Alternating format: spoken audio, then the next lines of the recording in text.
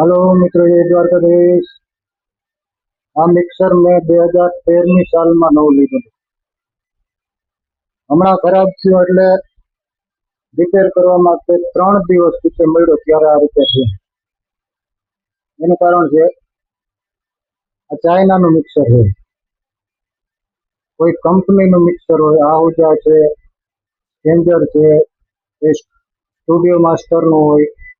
आ कंपनीना mixer repair करवामां कलाकथी 1.5 કલાક लागे। आ चाइनानुं मिक्सर छे એટલે આને કયું ફંક્શન કઈ જગ્યાએ દીધેલું છે કઈ નક્કી ન હોય। આની અંદર 600 વોલ્ટનું એમ્પ્લીફાયર છે, એ પછી ઇક્વિલાઇઝર છે, ઇફેક્ટ છે અને ટોટલ 108 વોલ્યુમ છે આની અંદર।